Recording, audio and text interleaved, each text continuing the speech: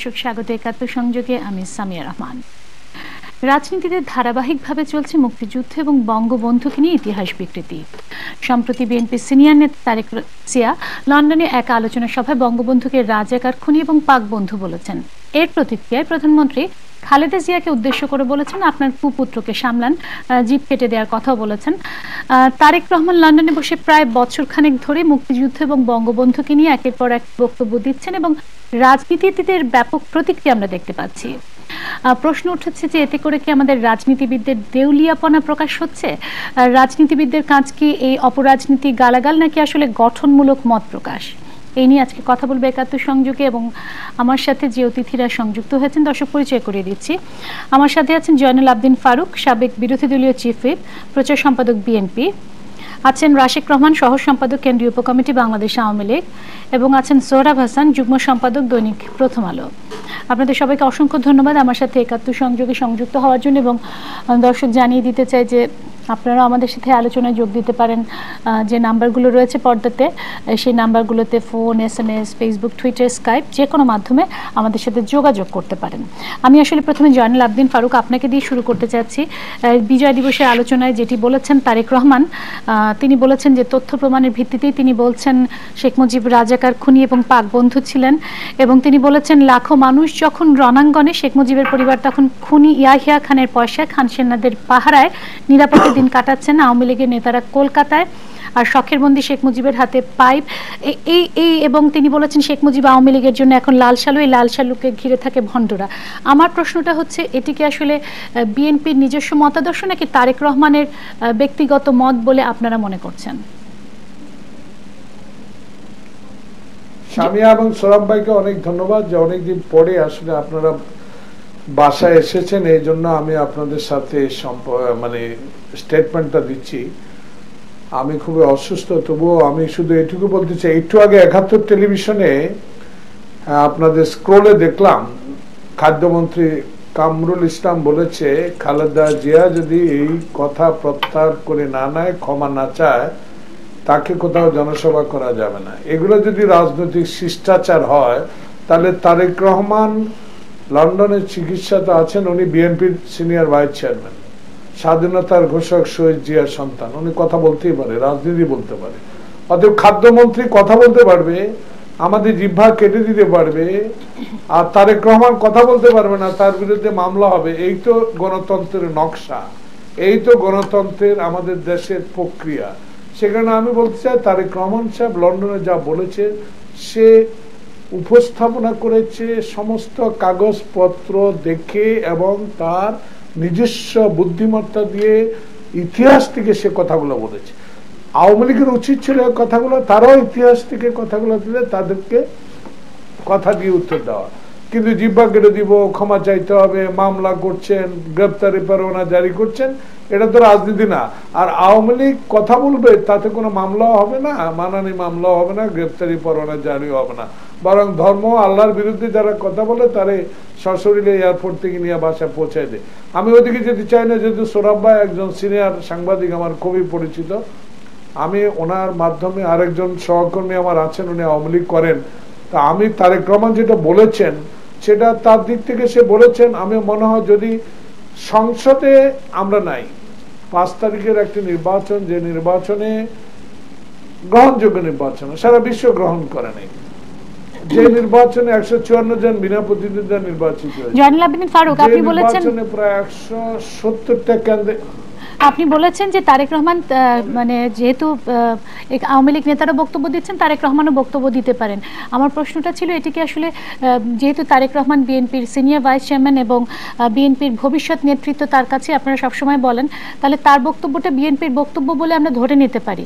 বিএনপিও বিশ্বাস করে বঙ্গবন্ধু পাক বন্ধু ছিল বা খুনি শেখ মুজিব রাজাকার ছিলেন। তাহলে জিয়াউর রহমান কি পাকিস্তানের রাজা সহচর ছিলেন? জিয়াউর রহমান কি স্বাধীনতা যুদ্ধ করেন নাই? যে সংসদে বিএনপি অনুপস্থিত, সেই সংসদ অবৈধ একটা সংসদ, যে সংসদে কোন রাজনৈতিক দলে, বৃহত্তম রাজনৈতিক অংশগ্রহণ নাই, যে সংসদে দাঁড়িয়ে খুনি, যারা শেখ মুজিবুর রহমানকে খুনি বলেছে, যারা শেখ মুজিবুরের চামড়া দিয়ে ডুবডুবি বানাবার কথা বলেছে, তাদেরকে নিয়ে যদি সংসদে মন্ত্রিত্ব দিয়ে সংসদ চালাতে পারে, সেখানে মাননীয় প্রধানমন্ত্রী বলেন যে এখন সংসদে বিএনপি নাই, খিস্তি কেউ নাই, সার্বক্ষণিক বিএনপি সংসদে নাই, সেখানে বিএনপি জিয়াউর রহমানের বিরুদ্ধে খিস্তি কিউর হচ্ছে। তাহলে জিয়াউর রহমানের সন্তান তারেক রহমান ভবিষ্যৎ প্রধানমন্ত্রী, ভবিষ্যৎ রাষ্ট্রনায়ক, কোনোদিন অস্বীকার করবো না যদি আমি বিএনপি করি। সেখানে তারেক রহমানের দিক থেকে কথা বলছে, আওয়ামী লীগের কথা দিকে বলছে। তারাও কথা বন্ধ করুক, আমরাও কথা বন্ধ করুক।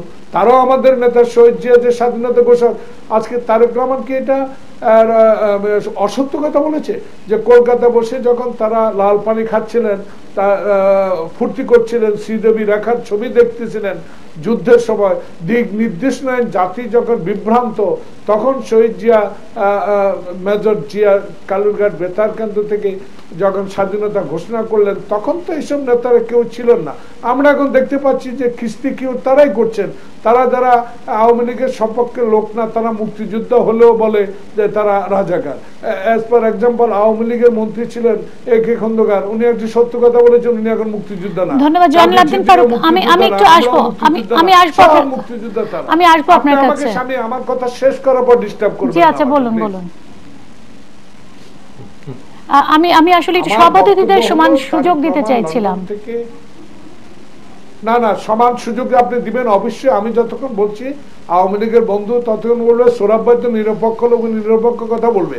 কিন্তু কথা হলো যে ৭১ টেলিভিশন, আপনারা যে চ্যানেলটা আছে সেই চ্যানেলটার প্রতি ৭১ যেহেতু নাম, আমি শ্রদ্ধা জানাই। যেহেতু নামটা ৭১ একজন মুক্তিযোদ্ধা হিসাবে আমি আপনাকে শ্রদ্ধা জানাই। কিন্তু দয়া করে অনুগ্রহ করে আপনারা একটা নিরপেক্ষ থাকার চেষ্টা করুন। নিরপেক্ষ থাকার জন্য তো আমরা আপনাকে এনেছি।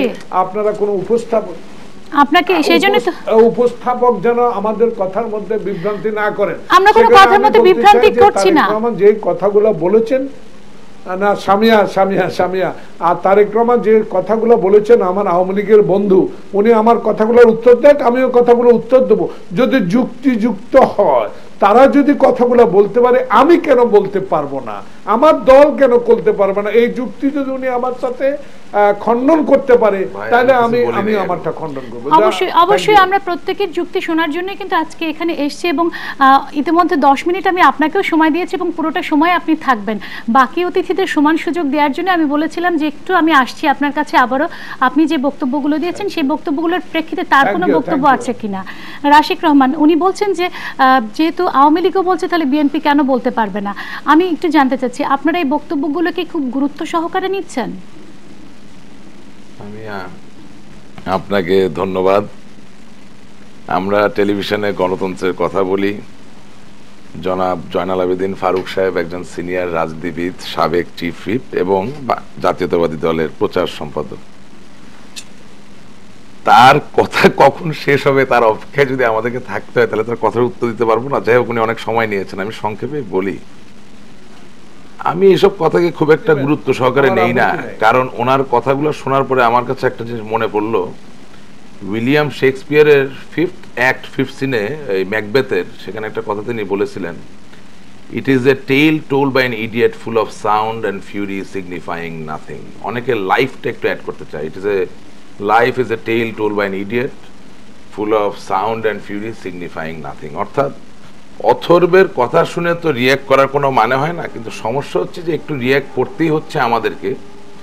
তবে আমি জয়নুল আবেদিন ফারুক সাহেবকে অথর্ব বলছি না, এটা জাস্ট আমি একটা রূপক হিসেবে ব্যবহার করেছি। অথর্বের কথা শুনে রিয়্যাক্ট করতে হয় কখন? যখন জাতির বিভ্রান্ত হয়ে যাওয়ার সম্ভাবনা থাকে। বাংলাদেশের স্বাধীনতার ইতিহাস কি? বাংলাদেশের স্বাধীনতার ইতিহাস বঙ্গবন্ধু শেখ মুজিবুর রহমান সুদীর্ঘ আন্দোলনের মধ্য দিয়ে, বিভিন্ন সংগ্রাম, বিপ্লব, বন্ধুর পথ অতিক্রম করার মধ্য দিয়ে, জেলে অন্তরীণ থাকার মধ্য দিয়ে, তার জীবনের হুমকি ঝুঁকি তাকে উপেক্ষা করে সমস্ত বাঙালি জাতি, অর্থাৎ পরোটো অস্ট্রলয়েড, এই জাতিসত্তাকে বিশ্বাস করাতে পারলেন যে আমরা একটা স্বাধীন দেশ পেতে পারি এবং আমরা নিজেদেরকে নিজেরা শাসন করতে পারি। এই কথাগুলো আমি এর আগেও বলেছি।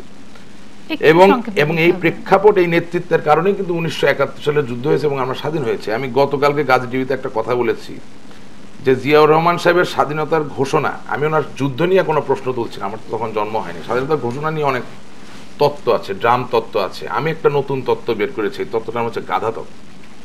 অর্থাৎ গাধা তো আসলে গাছে ধরে না, এটা জন্মায়। এই কথাটা আমি এই কারণে বলছি যে আপনার সাথে আমার স্বল্প দিনের পরিচয়।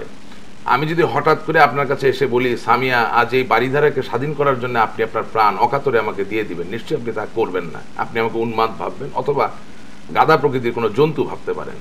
ঠিক একইভাবে বঙ্গবন্ধু শেখ মুজিবুর রহমানের নেতৃত্বে সমস্ত বাংলাদেশের 7.5 কোটি মানুষ যদি ঐক্যবদ্ধ না হতেন, যেই মেজর জিয়াউর রহমানের নাম 1971 সালের 26শে মার্চের আগে কোনো দলিল দস্তাবেজে শোনা যায়নি বা দেখা যায়নি, তিনি হঠাৎ করে 5 কিলোওয়াট বা 10 কিলোওয়াট একটা ট্রান্সমিটার, দুর্বল ট্রান্সমিটারের মাধ্যমে দৈব বাণীর মতো একটি বাণী দিয়ে দিলেন এবং তার কারণে সমস্ত দেশ যুদ্ধে লিপ্ত। একটু আমাকে শেষ করতে দেন, ওনাকে তো করতে দিয়েছেন, আমাকে একটু শেষ করতে দেন।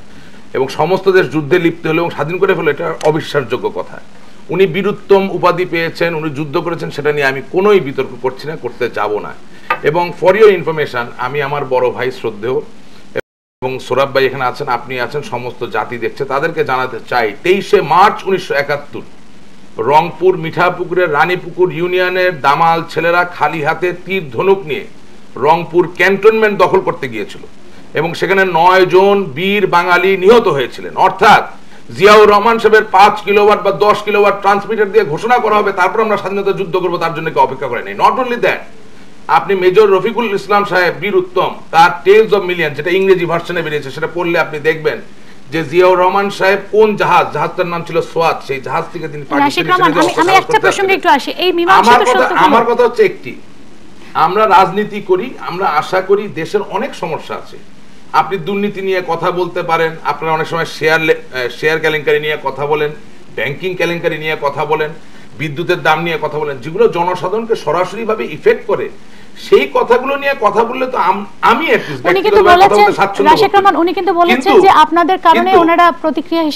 আমাদের কারণে উনি প্রতিক্রিয়া কি, বঙ্গবন্ধু শেখ মুজিবুর রহমানের সাথে অন্য কারো পজিশনের তুলনা হয় না। বঙ্গবন্ধু শেখ মুজিবুর রহমান তো কোনো হত্যাকারীর জন্য ইনডেমনিটি বিল পাস করেন। তাহলে আমি একটা জিনিস জানতে চাচ্ছি, এই বক্তব্যগুলোকে আপনারা কি খুব সিরিয়াসলি নিচ্ছেন? না, আমি একটু বলে নেই। আপনি দেখুন সামিয়া, 140 জন বা 150 জন শিশু নিষ্পাপ সত্তা তারা প্রাণ হারালো আজকে পাকিস্তানে মৌলবাদীদের বোমা হামলায়।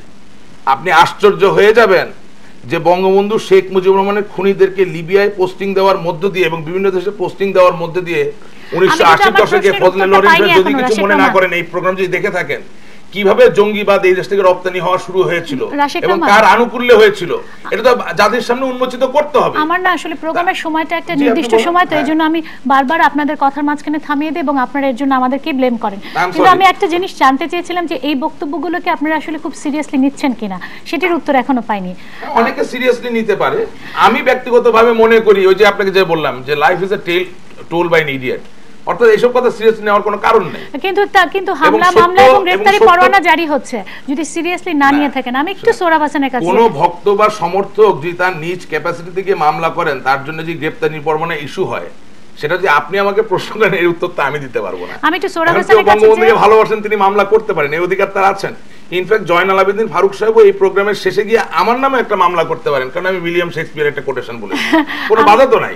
আমি আসবো আপনাদের কাছে আবারও, কিন্তু আমি একটু সোহরাব হাসানের কাছে যেতে যাচ্ছি। সোহরাব হাসান, আপনি বলেছেন যে তর্ক কুতর্ক এক জিনিস নয়, তেমনি গালাগালার রাজনীতি এক নয়, কিন্তু আমরা আসলে গালাগালি দেখি রাজনীতিতে এবং যুক্তি তর্ক বা দ্বিমত আসলে সেই অর্থে দেখি না, শুধু গালাগালিটাই দেখি এবং হুমকি ধমকি দেখি।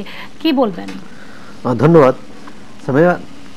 আমরা দুই দলের দুইজন নেতার বক্তব্য শুনলাম এবং প্রথমে জয়নুল আবেদিন ফারুক, বিএনপির প্রচার সম্পাদক, সাবেক বিরোধী দলের চিফ হুইপ, তিনি কিন্তু একটি প্রায় সরাসরি বলেছেন যে তারা গালাগাল করছেন, তারা আক্রমণ করছেন আমাদের উপর, তারা আমাদের নেতাকে অকথ্য ভাষায় আক্রমণ করছেন, গালাগাল করছেন, তাকে রাজাকার বলছেন। সুতরাং আমার দলের একজন নেতা বা আমার দলের অন্য নেতারাও যদি সেটা করেন, তাদের দোষের কি?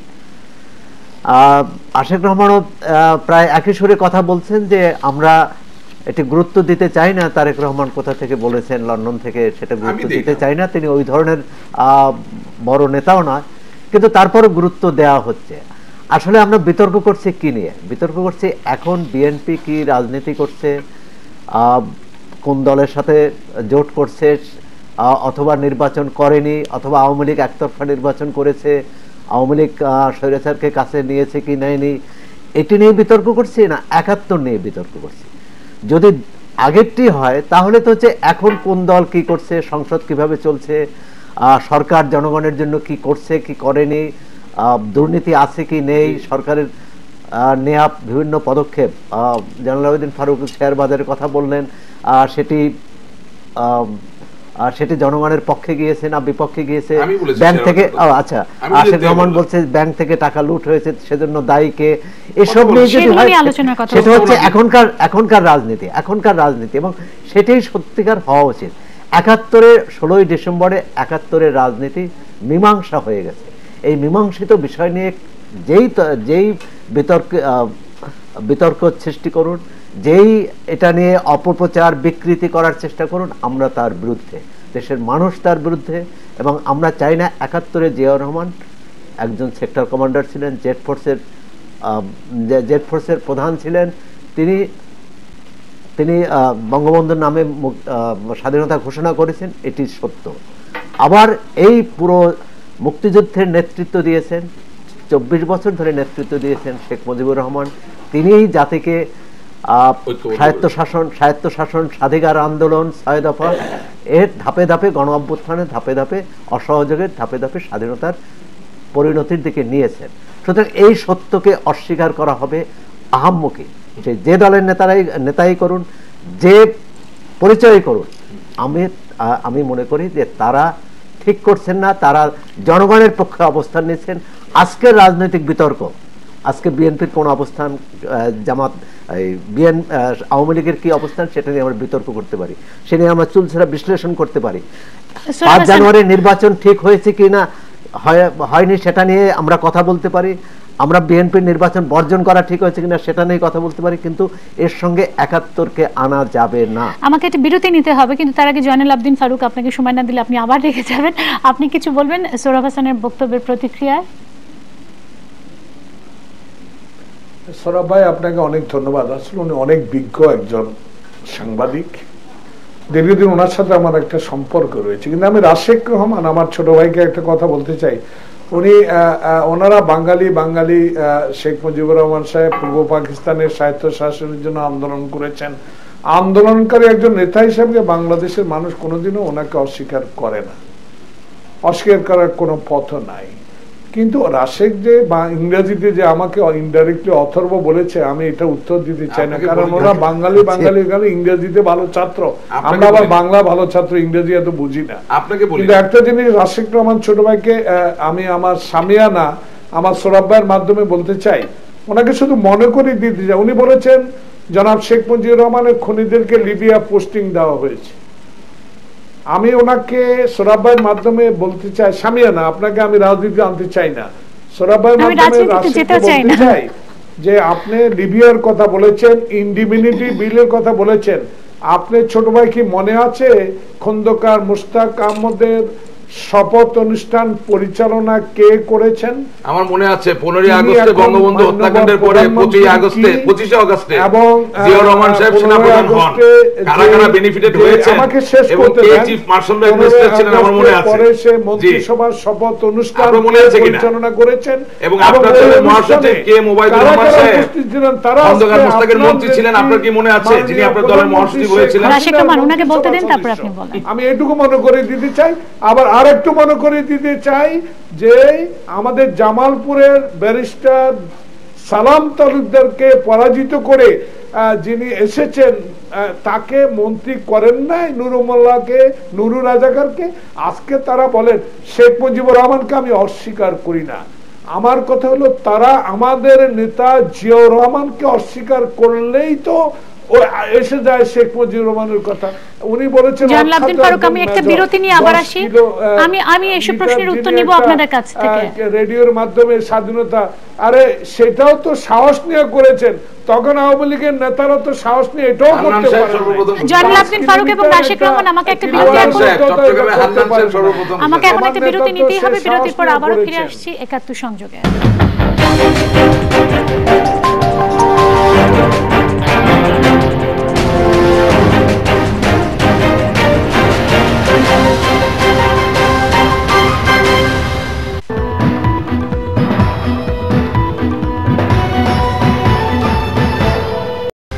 দর্শক দেখছেন একাত্তর সংযোগ, আমি সামিয়া রহমান আপনাদের সাথে আছি। তারেক রহমানের বক্তব্য নিয়ে কথা বলছিলাম এবং রাশিক রহমান প্রধানমন্ত্রী আবার এই প্রসঙ্গে আবার একটা পাল্টা বক্তব্য দিয়েছেন। তিনি বলেছেন যে তারেক রহমানের জিপ সামলাতে এবং ইতিহাস বিকৃতির জন্য তারেকের জিপ কাটতে হবে, বা বিএনপি নেত্রী তার পুত্রদের মানুষ করতে পারেননি, চোর বানিয়েছেন, বা খালেদা জিয়া তার সন্তানদের লেখাপড়ার জন্য রাষ্ট্রীয় কোষাগার থেকে টাকা নিয়ে তাদের কি ধরনের শিক্ষা দিলেন। আমার প্রশ্নটা হচ্ছে যে বক্তব্যের পাল্টা বক্তব্য বা এই বক্তব্যগুলো যদি গুরুত্ব সহকারে নাই নেওয়া হয় তাহলে এই ধরনের বক্তব্য কেন? তাহলে কি তারেক রহমানের বক্তব্য আপনাদের জন্য খুব গুরুত্বপূর্ণ বক্তব্য হয়ে দাঁড়াচ্ছে? আপনাকে ধন্যবাদ। আমি প্রথমে বলেছি যে আমি গুরুত্ব সহকারে নিতে চাই না, এই কারণে যে তথ্য প্রযুক্তির অবারিত ধারায় আজকে তো কোনো কিছুই ধরেন গোপন থাকে না, সত্যিটা বেরিয়ে আসে। যখন একটু আগে এই বিরতি চলাকালীন সময় ফেসবুকে আমি একটা পেলাম যে আমাদের সম্মানিত জয়নাল আবেদিন ফারুক সাহেব কিন্তু 68-69 সালের দিকে NSF এর একজন সক্রিয় নেতা কর্মী ছিলেন, এবং তখন যদি এসএ কলেজটার নাম, সেখানে তিনি আহত হয়েছিলেন ছাত্রলীগের ছেলেদের সাথে একটি সংঘর্ষে, যেটা মুসলিম লীগের একটা ছাত্র সংগঠন ছিল, এবং পরবর্তীতে 1971 সালের পরে তিনি যুবলীগ করলেন। এই যে তথ্যগুলো এগুলো কিন্তু বেরিয়ে আসে। আমি এখন যতই বক্তৃতা যাই বলি না কেন, সত্যকে ঢেকে রাখা যাবে না, সত্য বেরিয়ে আসবেই। এবং আমার ধারণা তবে এনএসএফের এক অংশ কিন্তু গণ অভ্যুত্থানে অংশ নিয়েছিল, তবে এটা তো উনি পরিষ্কার করবেন যে উনি গণ অভ্যুত্থানের পক্ষে ছিলেন কিনা বা তার সাথে যারা রাজনীতি করতেন। আমি ওনাকে নিয়ে কথা বলছি না, আমি শুধু একটা উদাহরণ দিলাম যে তথ্য আসলে ঢাকা থাকে না। তবে মাননীয় প্রধানমন্ত্রী যেই জায়গা থেকে এই কথাটা বলেছেন, দেখুন মাননীয় প্রধানমন্ত্রী তার সমস্ত পরিবারকে সপরিবারে হত্যা করা হয়েছে, এবং যারা স্বঘোষিত হত্যাকারী খুনি তারা 21 বছর ধরে সরকারের বিভিন্ন পর্যায় থেকে বিভিন্ন মদত সুবিধা এবং প্রোটেকশন বিভিন্নভাবে তাদেরকে রক্ষা করা হয়েছে। এই যে ব্যথা, এই যে বেদনা, এবং বঙ্গবন্ধু শেখ মুজিবুর রহমান তো সাধারণ একজন মানুষ ছিলেন না। বঙ্গবন্ধু শেখ মুজিবুর রহমান সাহেব কিন্তু রাশিক রহমান, আমার প্রশ্নটা ছিল যে এই আমি এটা এক্সপ্লেইন করতে যাচ্ছিলাম, পাল্টা বক্তব্য কেন আমি যাচ্ছিলাম ওই জায়গাটা এক্সপ্লেইন করতে যাই। জিয়াউর রহমান সাহেব যখন ক্ষমতায় ছিলেন তখনও তো বঙ্গবন্ধু শেখ মুজিবুর রহমানকে নিয়ে এইভাবে কথা বলেননি। জননেত্রী শেখ হাসিনা নিশ্চয়ই তিনি আঘাত পেয়েছেন এবং তিনি গুরুত্ব সহকারে নিয়েছেন, কারণ তারেক জিয়া হাজার হলেও তো জাতীয়তাবাদী দলের সিনিয়র ভাইস চেয়ারম্যান। তিনি দেশ ভালো চালানোর কথা বলবেন, দেশকে ভালো করার কথা বলবেন, আন্দোলনের কথা বলবেন, সংগ্রামের কথা বলবেন, কিন্তু যেই দেশের একটা ইতিহাস হওয়ার কথা, যেই দেশের একটা পরিচয় হওয়ার কথা, সেই দেশকে যদি স্বাধীনতার 43 বছর পরেও তিনি তার ক্ষীণ এবং হীন রাজনৈতিক স্বার্থে বারবার বিভ্রান্ত এবং বিভক্ত করার চেষ্টা করেন, সেই ক্ষেত্রে তিনি বলেছেন যে জিহ্বাটাকে তো লাগাম দিতেই হবে। আর জিহ্বা কেটে ফেলার যে কথাটা আপনি বলেছেন, কথাটা আসলে উনি ওইভাবে ডেলিভারি করেন নাই। উনি যেটা বলেছেন যে ইতিহাসের বিচার এবং জনগণই তার এই জিহ্বাকে রহিত করবে, যেটাকে রূপক আকারে আপনি জিহ্বা কাটার সাথে হয়তো বা তুলনা করতে পারেন। কিন্তু আমি যেটা বলতে চাচ্ছি যে আমি খুব আশান্বিত এই কারণে যে আমি তো নতুন প্রজন্মের একজন, আমার অনেক ইয়াং ছেলে মেয়েদের সাথে কথা হয়, তারা ওনার এই কথা শোনার পরে ওই যে প্রথমে যেটা বললাম যে অথর্বের কথা, অনেকটা এটার গ্রহণযোগ্যতা ওই জায়গায় পৌঁছেছে। এবং তারেক জিয়া একজন ইয়াং রাজনৈতিক ব্যক্তিত্ব হিসেবে ওনার উচিত ছিল ওনার আস্থার জায়গাটা ঠিক রাখা। ইটি মারলে পাটকেল খাইতে হয় এই থিওরি অনুসরণ না করে ওনার উচিত ছিল যে বাংলাদেশ যে মৌলিক সত্যগুলোর উপর ভিত্তি করে প্রকাশিত হয়েছে সেই সত্যগুলোকে হৃদয়ে ধারণ করা এবং এমন কিছু নতুন বক্তব্য দেওয়া, নতুন কিছু আদর্শ, নতুন কিছু আইডিয়া নিয়ে আসা, যেখানে নতুন প্রজন্মের কাছে তিনি আরো বেশি গ্রহণযোগ্যতা পাবেন। আমি আসবো আপনার কাছে, আমি একটু সোহরাব হাসানের কাছে যেতে চাই, তারপরে আমি জয়নাল আবেদিন ফারুকের কাছে আবারও যাব।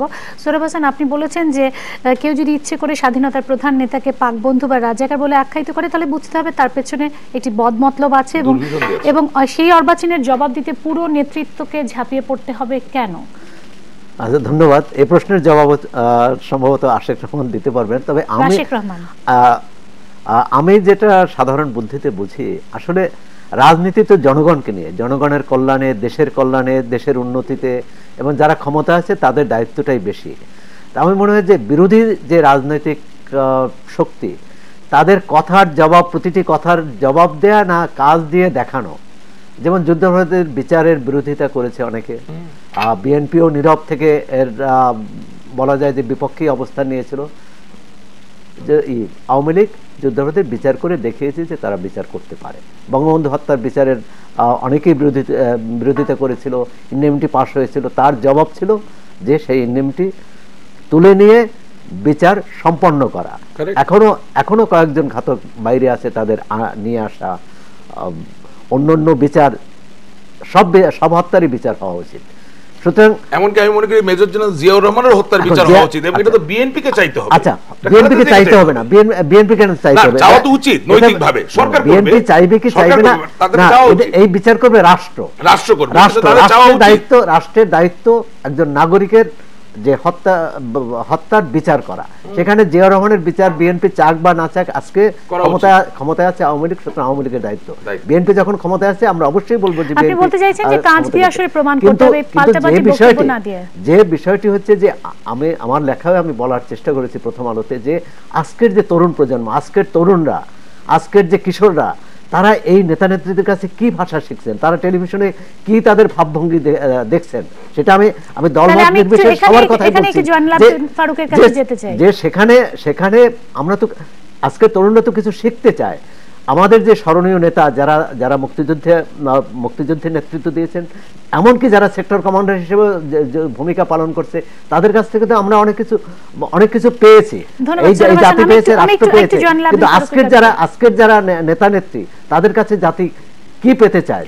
অবশ্যই তারা জনগণের কল্যাণ চায়, দেশের সমৃদ্ধি চায়, কিন্তু তারা যদি এই বাকযুদ্ধেই লিপ্ত থাকে, তারা যদি নিজেদের সবসময় একে অপরের বিরুদ্ধে আক্রমণ করতে থাকে এবং সেটা শিষ্টাচার বহির্ভূতভাবে, আমি মনে করি তাহলে দেশের মানুষ কিন্তু এটি ভালোভাবে নেয় না, তাদেরকে মানে জাতীয় নেতা হিসেবে। জয়নুল ফারুক উনি বলছেন যে তরুণ প্রজন্ম কি শিখবে, এবং বিএনপির ভবিষ্যৎ নেতৃত্বের কাছ থেকে যদি এ ধরনের ভাষা আসে, আওয়ামী লীগ করছে বা তার প্রতিক্রিয়া বিএনপি যদি করে, বা বিএনপি করছে তার প্রতিক্রিয়া যদি আওয়ামী লীগ করে, তরুণ প্রজন্মের কাছে আসলে কোন মেসেজটা যাবে? আসলে সামিয়া, আমি আগে বলেছিলাম আমি অত্যন্ত শ্রদ্ধা রেখে ৭১ টেলিভিশনে কথাটা এভাবে বলতে চাই, আমি আপনার দুঃখ পাবেন না, যাকে আজকে সোহরাব ভাইয়ের সাথে আমার আলোচনা অনেকক্ষণ করতে পারতাম, কিন্তু যে একজন নেতাকে আওয়ামী লীগে নিয়ে এসেছেন, ওনার বাবার সাথে রাজনীতি করেছি, ওনাকে ভালো করে আমি চিনি, কিন্তু রাশিককে আমার চেনার খুব একটা সৌভাগ্য কোনোদিন হয় নাই। কিন্তু আপনার টেলিভিশনটা আমার ঘরে চলে আসছে বিদায় আমি বিদায় করে দিই নাই, না বিদায় করে দিতাম। একটু আগে উনি ফেসবুকের কথা বলেছেন, আগে আমি বলেছি ওনারা ইংরেজি বিদ্যায় শিক্ষিত, আমরা বাংলায় শিক্ষিত। ফেসবুক উনি বলেছেন যে আমি এনএসএফ থেকে চৌমানি এসএ কলেজের ভিপি ছিলাম, জিএস ছিলাম এনএসএফ থেকে। এনএসএফ কি জিনিস আমি চিনিও না, এনএসএফ এর সাথে আমার কোনো সম্পর্ক নাই।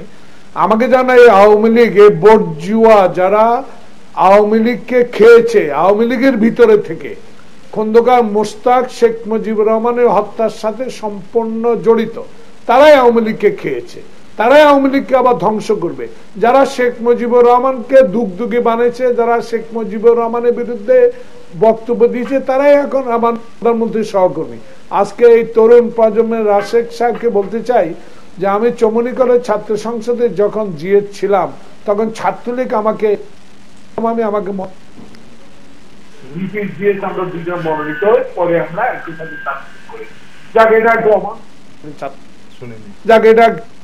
বলে উনি আমাকে চেয়েছে। খাটো হওয়া যায় না, যেরকম আমার নেতাকে গালিগালাজ দেওয়ার পরেও জিয়াউর রহমান কিন্তু রাজাকার না, জিয়াউর যুদ্ধের লোক, জিয়াউর রহমান জেড ফোর্সের লোক, জিয়াউর রহমান স্বাধীনতার ঘোষক। সোহরাব ভাইকে এটুকু বলতে চাই যে কথা কাটাকাটি হবে, পার্লামেন্টে কথা হবে, বক্তব্য হবে, বাইরে হবে, ভিতরে। কিন্তু আজকে রাশেক যে কথা বলেছেন যে সাহেবের তারা বিচার, কিন্তু জিয়াউর রহমানের হত্যাকারীদের বিচার আমরা চাই, সে বিচারও আমরা অবশ্যই বিচার হয়েছে, আরো বিচারের জন্য যারা দাবি করছেন। কিন্তু একটা বিষয় এখানে স্পষ্ট যে আজকে আওয়ামী লীগ বাংলাদেশের ক্ষমতায় থাকাকালীন যেভাবে দম্ভ করে কথা বলছেন যে আমরা আগামী 4 বছরের নির্বাচন দেব না, আমরা যত এই নির্বাচন 5 বছরের জন্য হয়েছে। কিন্তু আমি রাশেককে স্মরণ করে দিতে চাই, সোহরাব ভাই আপনি জানেন মাননীয় প্রধানমন্ত্রী বলেছে নিয়ম রক্ষার নির্বাচন। আমি বেগম খালেদা জিয়ার নেতৃত্বে একটি নির্বাচন হয়েছে, সেই নির্বাচনে তখন জামাত ইসলাম আমাদের কাছে বন্দী ছিলেন, আন্দোলন আমাদের কাছের বন্ধু ছিলেন, আন্দোলন করেছেন। তখন আমরা 1 মাসের মধ্যে পার্লামেন্ট ডেকে সেদিন তত্ত্বাবধায়ক বিল সংসদে পাশ করে তত্ত্বাবধায়ক স্বাধীনে নির্বাচনে আওয়ামী লীগ ক্ষমতায় এসেছে। আমি আজকে বলতে চাই যে আজকে যারা বলেন যে আমরা সাথে দল করি, জামাত ইসলাম রাজাকার, যুদ্ধ অপরাধীদের পক্ষে, যুদ্ধ অপরাধী বিচার মানি না, আমরা যুদ্ধ অপরাধীদের বিচার চাই, কিন্তু যুদ্ধ অপরাধীদেরকে ক্ষমা করেছে কারা?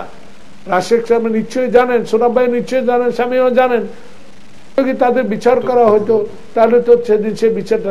এখন আমরা স্বচ্ছ বিচার চেয়েছি, আমরা যুদ্ধ অপরাধীর পক্ষে কথা বলছি না, আমরা স্বচ্ছ বিচার চাচ্ছি, আন্তর্জাতিক মানের বিচার চাচ্ছি। এই প্রসঙ্গে আমি যাব না। প্রসঙ্গে একটা তারেক রহমানকে নিয়ে, তারা বিগত মঈন ফখরুদ্দিনের নির্বাচনের সময়, সেই নির্বাচনে কেমনে ভোটে জিতছে সেদিকে আমি আর যেতে চাই না।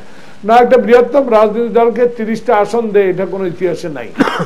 তবু আমরা গণতন্ত্রের স্বার্থে দেশনেত্রী বেগম খালেদা যেদিন পার্লামেন্টে যে শপথ নিয়েছেন, পার্লামেন্টে গিয়েছেন, কিন্তু উনি বলবেন হয়তো যে উনি পার্লামেন্টে যান নাই, কম গিয়েছেন। কেন যাবে? যে পার্লামেন্টে গিয়ে কুৎসিত ভাষায় কথা বলে, যে পার্লামেন্টের পদ্ধতিতে কোনো ভাষা প্রয়োগ করা হয় না, সে পার্লামেন্টেও আমরা গিয়েছি, দেখেছি, বর্জনও করেছি, কিন্তু তাদের থেকে কিছুই আমরা পাই না। আমি একটা বিরতি নিয়ে ফিরে আসি, একটা অবৈধ নির্বাচনে আমি একটা বিরতি নিয়ে ফিরে আসি, নাহলে আমি শেষ পার্টে এসে আর একেবারেই সময় পাবো না। দর্শক, একটা বিরতি নিচ্ছি। আমি জানি রাশেক রহমান আপনি কিছু বলতে চাইছিলেন অনেকক্ষণ ধরে, কিন্তু আমাকে একটা বিরতি এখন নিতে হবে।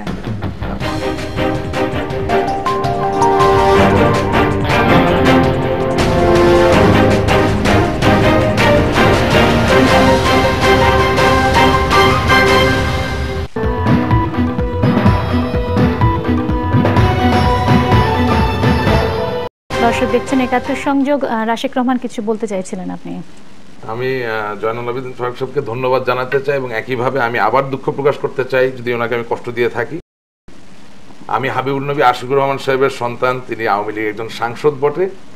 1996 সালে মোহাম্মদ নাসিম সাহেব সংসদ চলাকালীন সময় একটা বক্তব্য রেখেছিলেন, সেখানে পরিষ্কারভাবে ফুটে উঠেছে যে তৎকালীন রাজাকার মৌলানা আব্দুল মান্নান সাহেবকে ক্ষমা করেছেন জিয়াউর রহমান সাহেব নিজে স্বাক্ষর করে।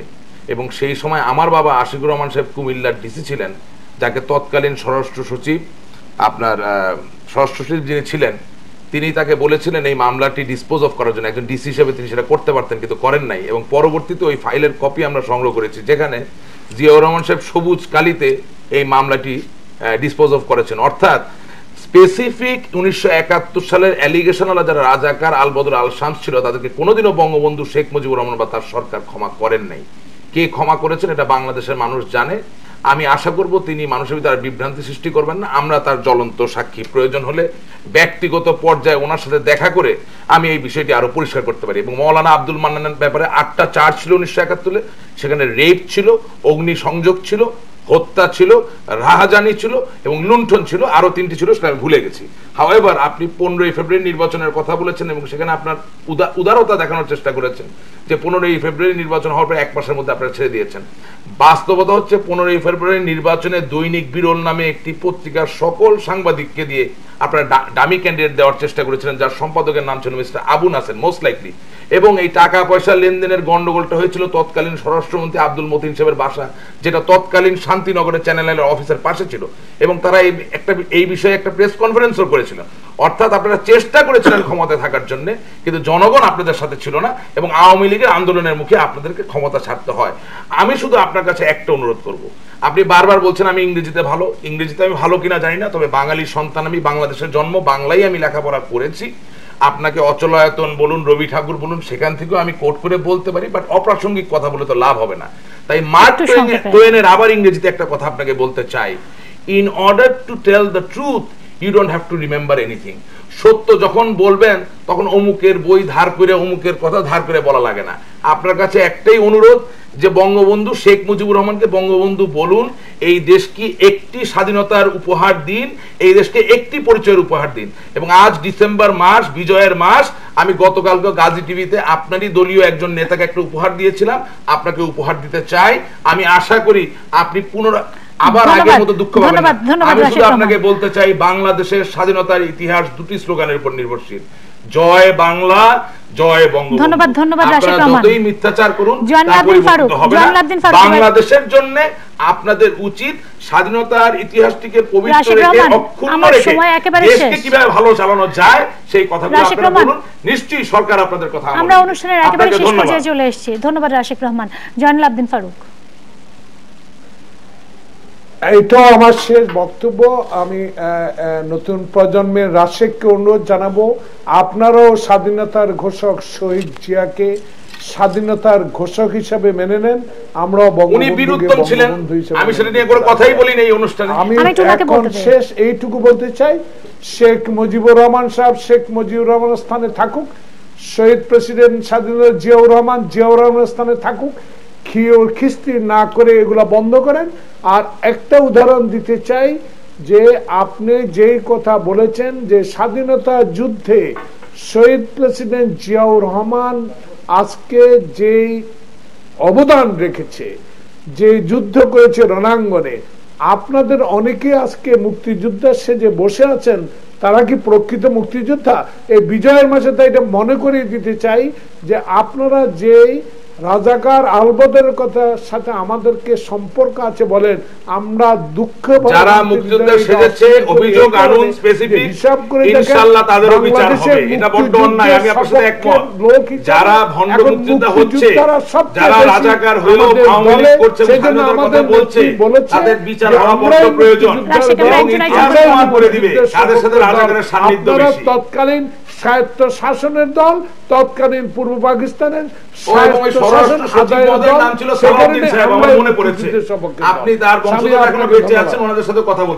আপনাদের ধন্যবাদ। আমি একটু সোহরাব হাসান আপনার কাছে জানতে চাই, আমাদের আলোচনা যে গতিতে আগাচ্ছে এবং আমাদের রাজনীতি যে গতিতে আগাচ্ছে, যেদিকে আগাচ্ছে, আসলে কি মনে হয় সম্মানবোধ, শিষ্টাচার আমাদের রাজনীতি থেকে আসলে বিলুপ্তই হয়ে গেছে?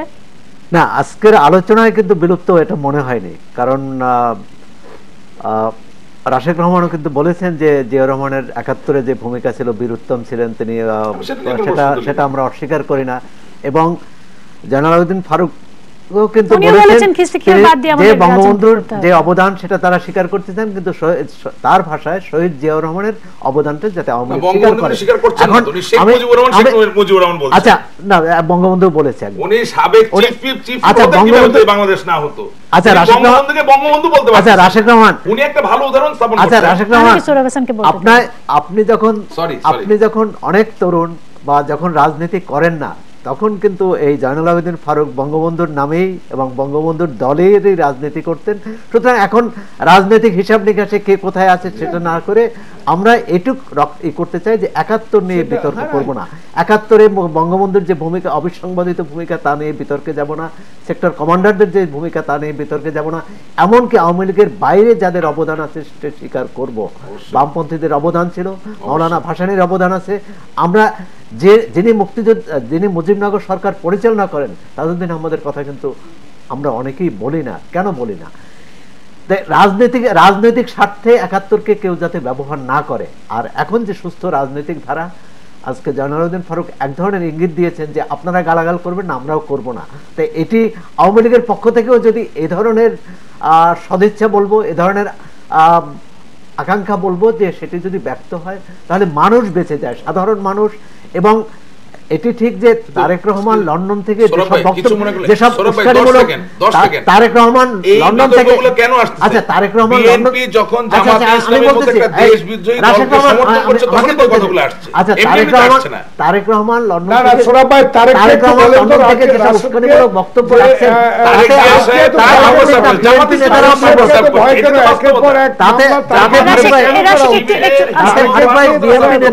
নেতারাও অনেক